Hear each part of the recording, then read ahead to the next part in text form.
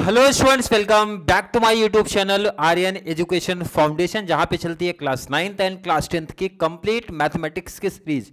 और आज बात करने वाले हैं क्लास 9th मैथ्स 2, जो आपका होली एंजल इंग्लिश स्कूल में पेपर हुआ है। बहुत सारे बच्चों का प्रॉब्लम्स आया है आंसर शीट की। अगर मैं बात करूं, उनको आइडिया ही नहीं है किस तरीके से पेपर लिखा जाता है, बच्चा किस तरीके से कौन से क्वेश्चंस का प्रेजेंटेशन देना है, क्योंकि आप लोग का नेक्स्ट ईयर क्लास 10th होने वाला है।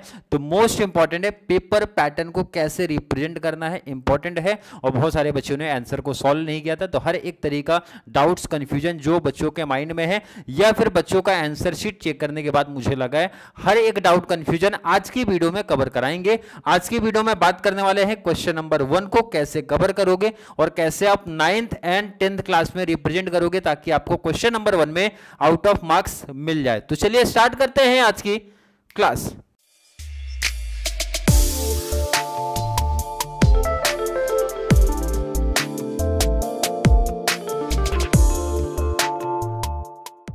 बहुत ज्यादा अगर मैं पूरी क्लास की बात करूं, बहुत बच्चों ने मिस्टेक किया। देखो ना, पहला क्वेश्चन आपका 9th में भी यही रहेगा, 10th में भी यही रहेगा बच्चे, एमसीक्यूज।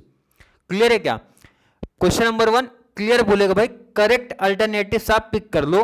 क्वेश्चन नंबर 1 के अंदर 1 है, ध्यान रखना। जब भी आप आंसर इस टाइप का लिखते हो, जब भी आप एमसीक्यूज का मैं आंसर अगर लिख रहा हूं तो यहां पे मेंशन करूंगा बच्चा, क्वेश्चन नंबर 1 का अगर मैं लिख रहा हूं तो 1 का क्वेश्चन नंबर 1 हो गया, 1 का 1 तो 1 का 1। पहला ध्यान रखना, बहुत सारे बच्चों ने मिस्टेक्स किया। क्या मिस्टेक्स किया जरा ध्यान दो। एक तो मैं बात करता हूं टॉपर बच्चे होते हैं, सेकंड होते भाई उन्होंने कॉपी किया कि सर आगे पीछे से हेल्प लिया और ऑप्शन राइट देख लिया कि सर ऑप्शन बी राइट है, बट उन्होंने क्या लिखा ना, ऑप्शन बी नहीं लिखा, सीधा आंसर लिखा बच्चा 8 लिख दिया। आपको एग्जाम में वैसा नहीं करना है, आपको ऑप्शन के साथ में लिखना पड़ेगा। अगर मेरा आंसर 1 का बी है तो आपको यहां मेंशन करना पड़ेगा बच्चा ये हमारा बी है और बी का आंसर क्या है, 8 है। ये उन बच्चों की बात हो गई जिन्होंने कॉपी पेस्ट किया है। अब मैं बात करता हूं टॉपर्स बच्चे की, जिनको 20 आउट ऑफ 20 चाहिए या फिर 10th में आगे क्लास में चल के भाई 40 आउट ऑफ 40 चाहिए। तो पेपर का बेटा एक अच्छा प्रेजेंटेशन होना चाहिए। तो बहुत सारे टॉपर बच्चे इसलिए यहां पे ना बच्चा एक्सप्लेन करते हैं। क्या करते हैं? एक्सप्लेन करते हैं। तो आप भी एक्सप्लेन करो। और ध्यान रखना, ये बात उनके लिए है, टॉपर्स की बात करता हूं, जिनको आप बेसिक अच्छा है, जिन्होंने मैथ्स में एक बेटर स्कोर करना, आउट ऑफ पे जाना है बच्चा। तो मेरा सजेशन है आंसर के नीचे ही ना ऐसे एक बॉक्स में कवर करना, एक्सप्लेन करोगे जहां पे कि भाई ये 8 आंसर मिला कैसे हमें। बात करते हैं, क्वेश्चन देखते जरा। इफ पी क्यू आर, अब यहां पे ध्यान रखना, इसका मतलब मैंने बताया तो ऑलरेडी, कॉलिनियर बोले तो पहला P है, देन Q है, देन R है, एंड डिस्टेंस PQ। अब ये लाइन सुनते पहले तो आप एक लाइन ड्रॉ कर दो। क्लियर है क्या? अब मैं यहां पे एक्सप्लेन कर रहा हूं, इसको जरा ध्यान रखना।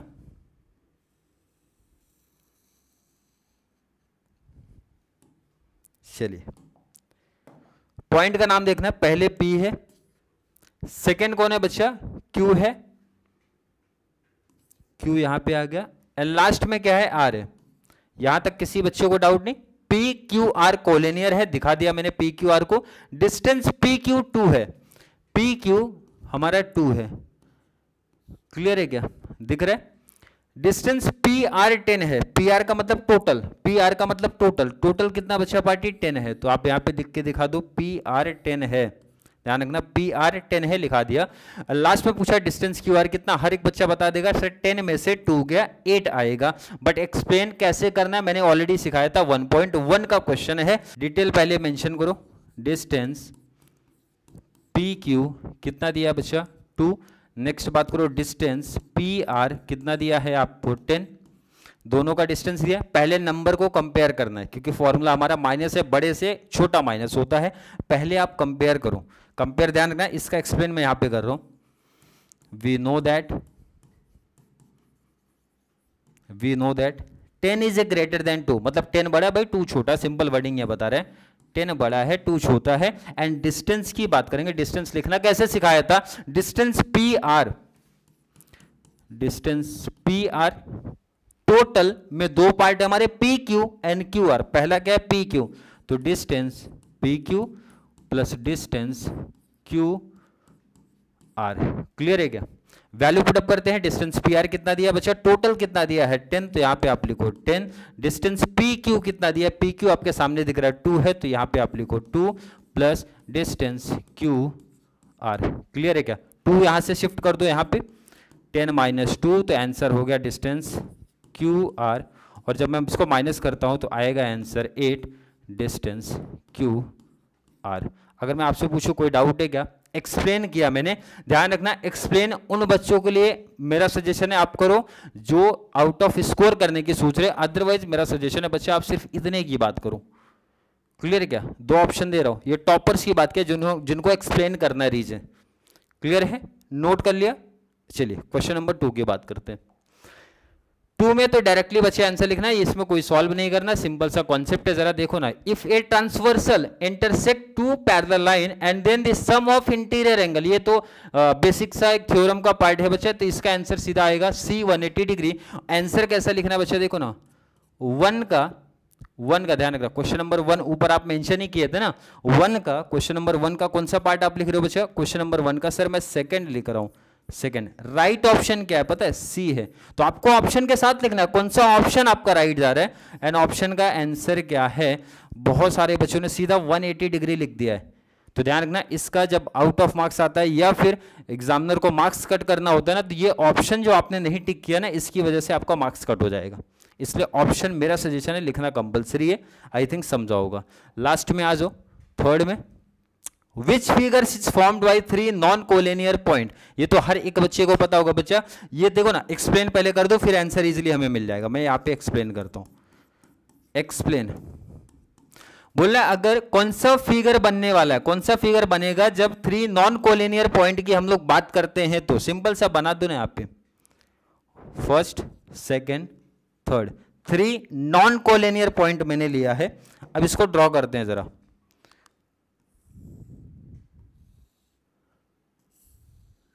क्या बन गया बच्चा? ट्रायंगल बना। ऑप्शन है क्या? बिल्कुल है। तो आंसर कैसे लिखोगे? आंसर आपका कौन सा बच्चा? फर्स्ट का थर्ड, ऑप्शन कौन सा राइट जा रहा है? ए, और ए का आंसर क्या है बच्चा? ए का आंसर आपको क्या दिख रहा है? ट्रायंगल, ये राइट आंसर है। क्लियर है क्या? अब ध्यान रखना, लास्ट पेज पे मैं ऐड कर रहा हूं कि एग्जैक्ट आंसर शीट में इस क्वेश्चन का आंसर कैसे रिप्रेजेंट करना था।